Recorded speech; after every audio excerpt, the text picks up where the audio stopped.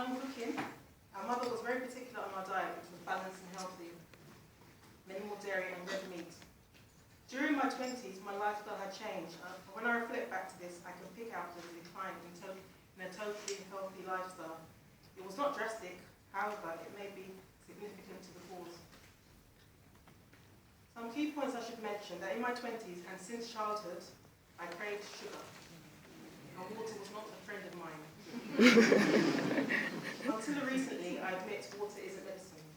But in my 20s, instead of water, I increased with my daily dinner red wine with red meat. Now, I'm going to it's like everything I just said. I'm going to against red wine. It's one of my favourite beverages. Also like Caribbean Guinness punch and Nigerian foreign extra stout as well. But having things in moderation, that is the thing that I've learned from my experience. They had a study on fibroids and alcohol in America from 1970 to 2001, and the results show that the more alcohol consumption in your body, even if you don't drink it now, even in previous time, it stays in your system and it does affect fibroids. Growing up in an African household, there wasn't any red wine with dinner, we had to have water. These were some of the cultural changes I adopted when I left and lived by myself. I continued eating fruit and veg daily as I'd done as a child and lots of water. However, not fully conscious of meals and regarding the limits of alcohol units, I believe I took these aspects of eating and drinking for granted. I was also a queen of relaxing my hair. Even before 6 weeks. So funny. Yeah, the collective. Just to keep the hair going straight. How many sisters? Yeah. Research is being carried out on the use of relaxers and fibroids as well.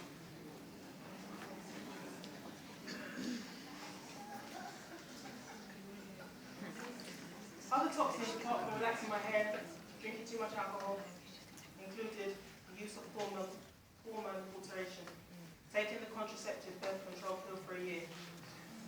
I was in a negative relationship and also held on to things and didn't resolve issues which felt normal as I carried on in life, but deep down, the unexpressed emotions, psychological effects would affect my physiology.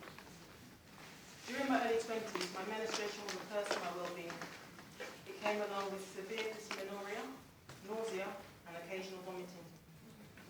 No matter what painkilling medication the doctor prescribed, nothing worked. I had things like NSAIDs, alpha ibuprofen, codradamol, nothing was effective for me. My stomach looked enlarged on my small athletic frame. The appearance was a minor, pain was major. And these are some of the things that I used to experience up to very recently. So heavy periods, large clots like big size of the liver, and that made me anemic, so voice tired. I used to have a lot of pain in my leg, even when I was sleeping. I couldn't sleep for a long time. Very painful periods, and people don't understand when you say what painful periods. I just take painkillers to go out. My people always ask, why do you go on about periods like it's something like it's a disease, but mine was different, and all that was like depression. A few years on, and I started to work as a cabin crew member, which I should sum up as life in the air, long haul flights with lack of oxygen, living on fast food, if not willing to eat a whole meal when landed and going out with your colleagues, further intoxication of liquor, and a new wave of anger. It wasn't only angry and depressive as I just made it sound out to be. There's a lot of exciting travel adventures there, and I've written a book about it, as they mentioned, called The Fly Girl. It's available on Amazon, and if you want 2 copies, I've got some here as well. Although fibroids was present before this line of work, my new lifestyle fed to fibroids. My symptoms worsened, and my distended stomach gave me the appearance of the second trimester. I'll just read an excerpt, small excerpt of the life things that these do in my lifestyle. I I was squeezing myself so tight into a size 12 and I should have been wearing 14. I'd never been fat, and so I was caught unaware when I finally decided to take note of what I saw in the mirror. What had happened? It was probably the result of overindulgence of buying duty-free products on every flight. Not one, but 2 or 3, or whatever the limit of alcohol allowance was. Furthermore, as we arrived to our destinations, the crew, more included, with scurvy, would scurry and empty the passenger drinks bar, any remaining stock. This was our reward and for our personal pleasures. Most of the small shops and wines we drank on the coach to the hotel, and still on arrival at the hotel we purchased more for dinner at restaurants. I had in a short time acquired an appreciation of different alcohol beverages from regions all over the world, and was becoming an expert on brands and booze. In my earlier days, I was judgmental of crew's habits of downing drinks at any opportunity, but before long it was the case of, if you can't beat them, join them. Not that drinking was anything new to me. I had already been indoctrinated in the culture of excessive drinking as a college student. But as a crew member, alcohol was abundant as tap water. Moving on to my myomectomy, just before leaving the airline work, I had a myomectomy, the surgical removal of fibroids through an intense operation. It was intense compared to today's procedures, as I had an incision, whereas technology today uses laser surgery. It was done privately, as I had waited for the operation since my initial diagnosis on NHS for several years. And sod's law, after my surgery, a letter arrived saying that I was scheduled to coming months, but I was glad to have invested in my health. I was driven to have the operation because of various new symptoms which accompanied my period.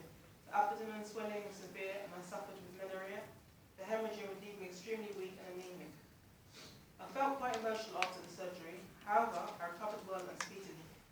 I became fully conscious from then as to what triggered fibroid growths from a holistic perspective: nutrition, spiritual, and physical. I began to write poetry as a means of self-expression. My diet improved and water became my friend again. I eliminated a lot of foods and it was a turning point in building self-esteem and self-expression.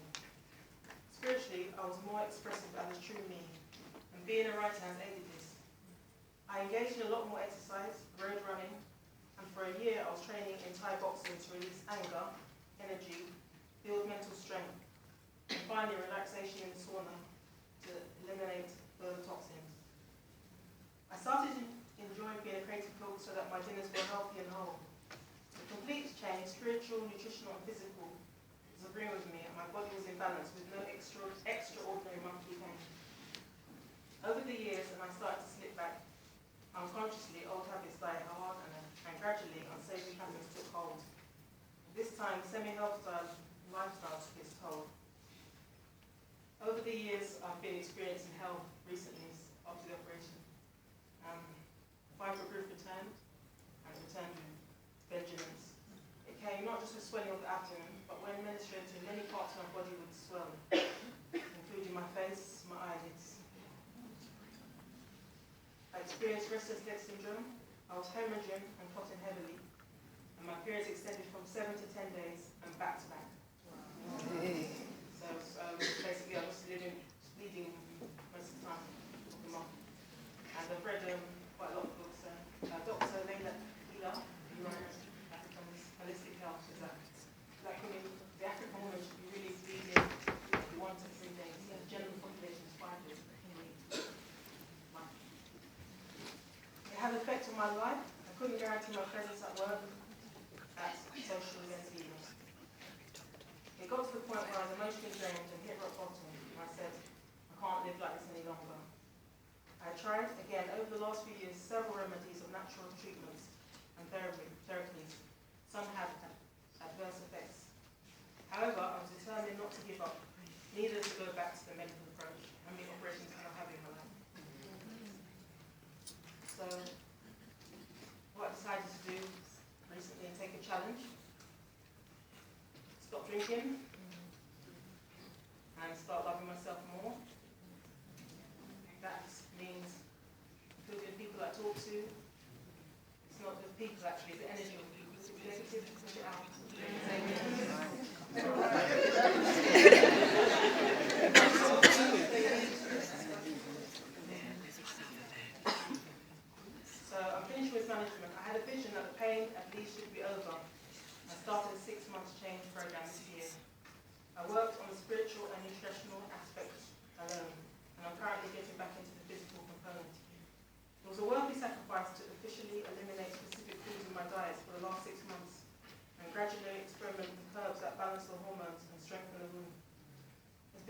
introduction to well-being, adding herbal remedy to a wholesome diet.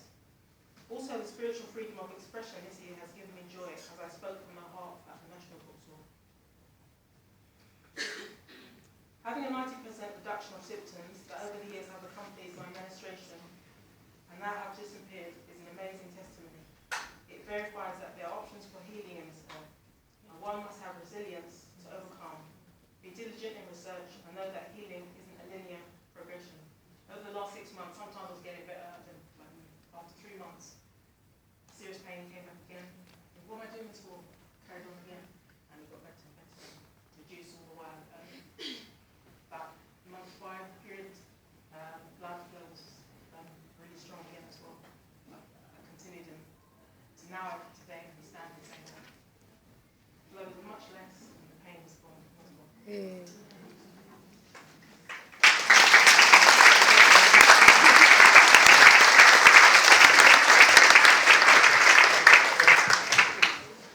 I'm thankful for my experience in life, and I can say that having a fibroid has been a catalyst for my behaviour change. To focus on a holistic health and be one of the most loving self-expression people can do for themselves.